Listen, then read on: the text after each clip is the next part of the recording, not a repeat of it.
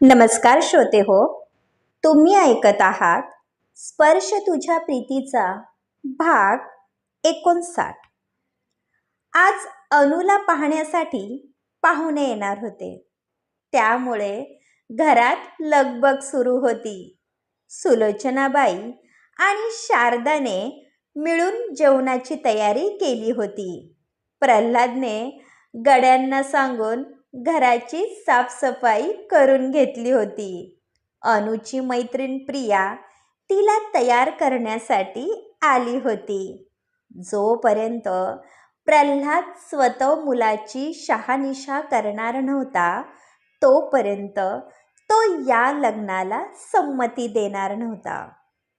शारदा, शारदा, अनुची तयारी झाली का पाहुणे?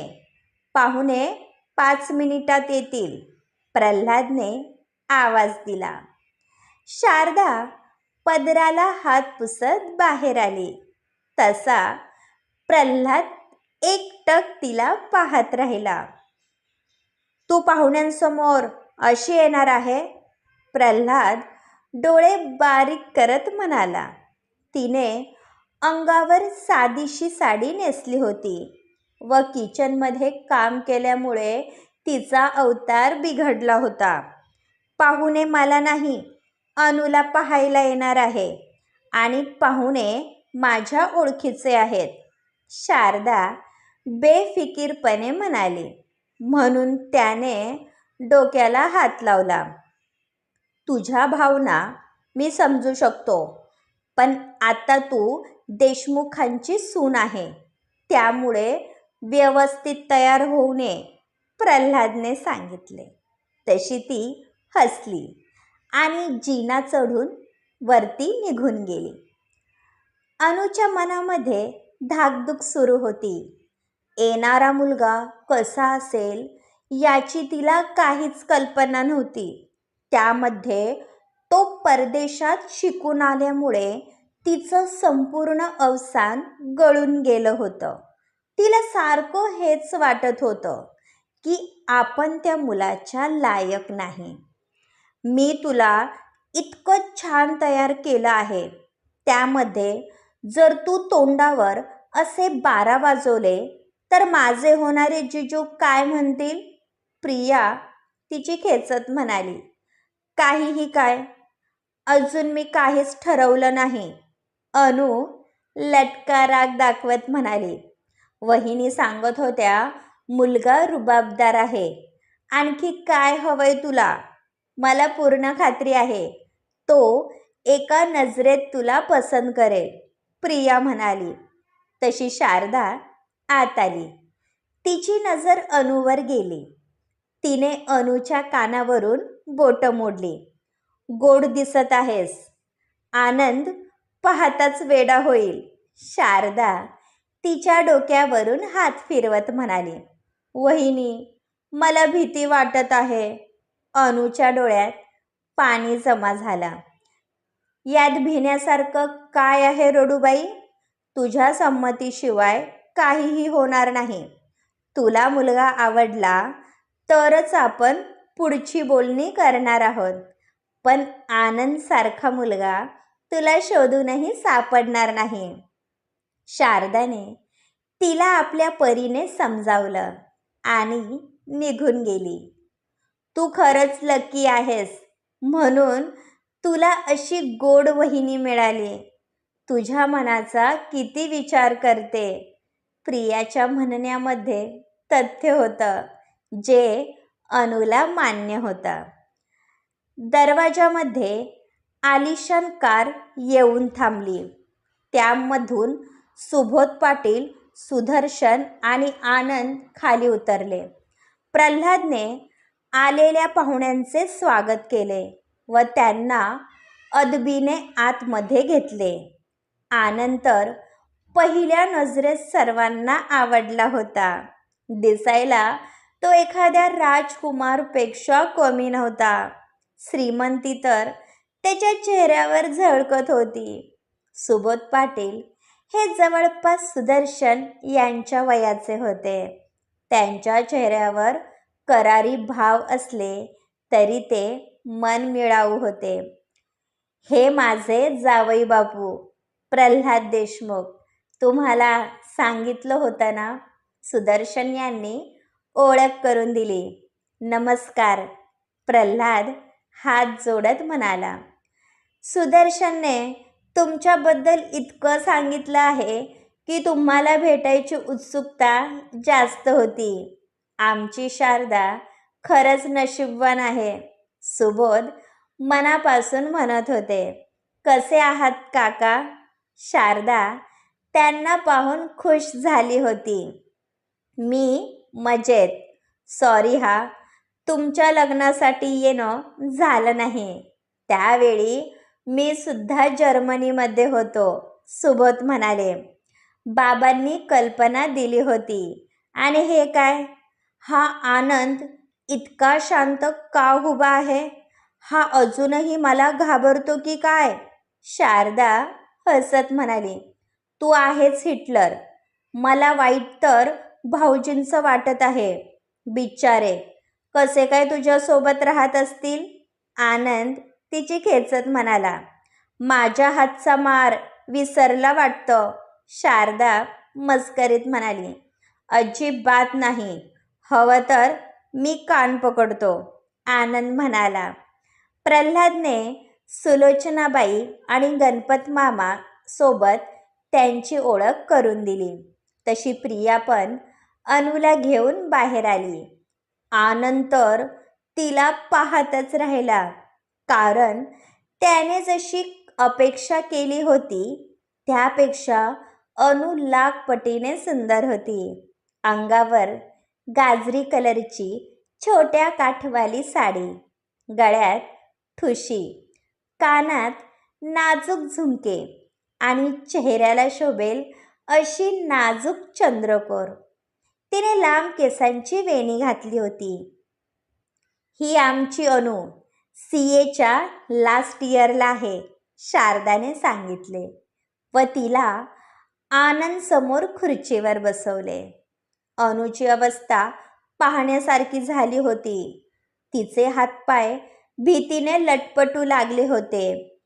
तिने खालची मान वर केली नव्हती, पण आनंद डोळे भरून तिला पाहत होता. त्याला जशी हवी होती अनु अगदी तशीच होती. बेटा, नाव काय तुझं? सुबोध यांनी विचारलं. अनु देशमुख. तिचा नाजूक आवाज कानी पडला. आनंद तिथेच घायाळ झाला. आम्हाला आनंदसाठी अशीच घरंदाज आणि साधी मुलगी हवी होती. 5 वर्षापूर्वी आनंदची आई देवाघरी गेली. आमच्या घरी पैशाची कमी नाही. कमी आहे ती गृहलक्ष्मीची, जी आज पूर्ण झाली. आधी मला वाटलं होतं की आनंद एखादी शहरी मुलगी पसंत करेल, पण जेव्हा त्याने आपली इच्छा सांगितली तेव्हा खरंच मी धन्य झालो. एकदा का मुलांची पसंती झाली, आपण लग्नाची तारीख काढून घेऊ, सुबोध मन भरून बोलत होते. पण आनंद अजूनही तिला पाहत होता, जे पाहून प्रिया गालात हसत होती. आधी आनंदराव यांना विचारा, त्यांचं काय म्हणणं आहे, प्रल्हादने विचारलं. तसा तो भानावर आला. आनंद, तुला कशी वाटली मुलगी? जे काही असेल ते आत्ताच सांग, उगाच नंतर प्रॉब्लेम नको, सुदर्शन यांनी विचारले. मी लग्न करायला तयार आहे, पण त्याआधी माझ्या काही अटी आहेत. त्या मान्य असतील तरच मी या लग्नाला होकार देईल, आनंद म्हणाला. तसे सर्वजण गंभीर झाले. प्रल्हादने शारदाच्या दिशेला पाहिले. जे काही असेल ते निसंकोच सांगा. प्रल्हादला तो काय बोलतो याचं टेन्शन आलं होतं. माझी इच्छा आहे की अनुने लग्नानंतर शिक्षण घ्यावं आणि माझ्या बिझनेसमध्ये हातभार लावावा. मला फक्त घर सांभाळणारी मुलगी नको. माझ्या प्रत्येक पावलावर पाऊल ठेवून चालणारी मुलगी हवी आहे, जी स्वतः सक्षम असेल. आनंदचे विचार सर्वांना मनापासून आवडले होते. तुमचे विचार खरंच चांगले आहे. प्रल्हादला तो मनापासून आवडला होता. मुलीला काही प्रश्न विचारायचे असतील तर आत्ताच विचारून घ्या. शेवटी तिच्या भविष्याचा प्रश्न आहे, सुबोध म्हणाले. प्रिया, तू या दोघांना घेऊन आज जा. आपल्यासमोर दोघांना अवघडल्यासारखं होईल. शारदा अगदी आनंदच्या मनातलं म्हणाली. तसे दोघे निघून गेले. बाकी सर्वजण बोलत बसले. प्रिया त्या दोघांना अनुच्या रूममध्ये घेऊन आली. मी बाहेर थांबते, तोपर्यंत तुम्ही काय ते ठरवून घ्या. पण मला जिजू म्हणून तुम्ही मनापासून आवडला. प्रिया हसतच बाहेर निघून गेली. अनुने अजूनही खालची मान वर केली नव्हती. आनंद तिच्या समोर खुर्चीवर बसला. ज्या मुलासोबत तुमचं लग्न होणार आहे त्याला एक नजर पाहून तर घ्या, त्यानंतर काय ते ठरवा. आनंद पहिल्यांदा अशी लाजरी मुलगी पाहत होता. अनुने मान वर करून त्याच्या दिशेला पाहिलं आणि पाहतच राहिली, कारण तो दिसायला तिच्यापेक्षा लाख पटीने उजवा होता. काही वेळ ती तशीच त्याला पाहत राहिली, पण लगेच भानावर येत लाजून नजर खाली बाजूला सरकवली. माझा स्वभाव असाच मस्तीखोर आहे. मी माझं काम असंच एन्जॉय करतो.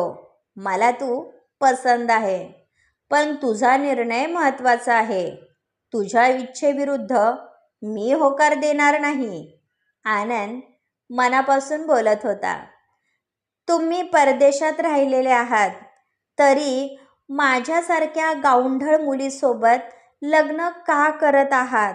शेवटी अनुने आपल्या मनातला प्रश्न बोलून दाखवला. तसा तो हसायला लागला. तुला कोणी सांगितलं की गावच्या मुली गावंढळ असतात? एकदा स्वतःला पहा. एखाद्या शहरातील मुलीमध्ये जे गुण नसतील ते सर्व तुझ्यामध्ये आहे. तू घर आणि करिअर व्यवस्थित मॅनेज करू शकते. मोठ्यांना आदर देणं, नाती जपणं हे प्रत्येक गुण तुझ्यात आहेत. म्हणून स्वतःला कमी समजू नको. माझी आई अगदी सिंपल होती, तरी ती प्रत्येक गोष्टीत बाबांना मदत करायची. म्हणून मी ठरवलं होतं, जी कोणी मुलगी माझ्या आयुष्यात येईल ती माझ्या आईसारखी असेल. म्हणून मी तुला पसंत केलं आहे. आणखी एक गोष्ट, मी कधीच तुझ्या मतांचा अनादर करणार नाही. लग्नानंतर तुला पूर्ण स्वातंत्र्य देण्यात येईल. पण माझं माझ्या डॅडीवर खूप प्रेम आहे. त्यांना मी आयुष्यभर सोडणार नाही. आता निर्णय तुझा आहे, आनंद म्हणाला आणि बाहेर निघून गेला. तशी प्रिया आतमध्ये आली. तिचा निर्णय काय असेल हे तिचा चेहरा सांगत होता. काय विचार केला आहे अनु मॅडम? प्रियाने विचारलं. तसा तिने दोन्ही तळहाताने चेहरा झाकला. तशी प्रिया जे समजायचं ते समजून गेली. आनंद खाली आला. अनुचा निर्णय काय असेल याची सर्वांना मनामध्ये धाकधूक होती. तशी प्रिया बाहेर आली. अनुचा या लग्नाला होकार आहे, प्रियाने सांगितलं. तसा सर्वांनी सुटकेचा श्वास घेतला. शारदाने सर्वांना मिठाई दिली. अनुची परीक्षा झाल्यानंतर आपण लग्नाची तारीख काढायला घेऊ. आमच्या काहीही अपेक्षा नाही. आम्ही लग्नाचा अर्धा खर्च करायला तयार आहोत, सुबोध मोठ्या मनाने म्हणाले. ही एकच गोष्ट मला मान्य नाही. माझ्या बहिणीने गरिबीमध्ये दिवस काढले आहे आणि आता देवाच्या कृपेने सर्व काही आहे. म्हणून आम्हाला आमच्या पद्धतीने लग्न करू द्या. मला एकच बहीण आहे, त्यामुळे मला लग्न अगदी जोरात करायचं आहे. प्रल्हाद हात जोडत म्हणाला. जशी तुमची इच्छा. आम्हाला फक्त लवकर आमची सून घरी घेऊन जायची आहे. सुबोध हसत म्हणाले. प्रल्हादची चिंता मिटली होती. अनुला चालून इतकं चांगलं स्थळ आलं होतं, जे तिच्यासाठी अनुरूप होतं. क्रमश. पुढील भाग ऐकण्यासाठी चॅनलला सबस्क्राईब करा. धन्यवाद.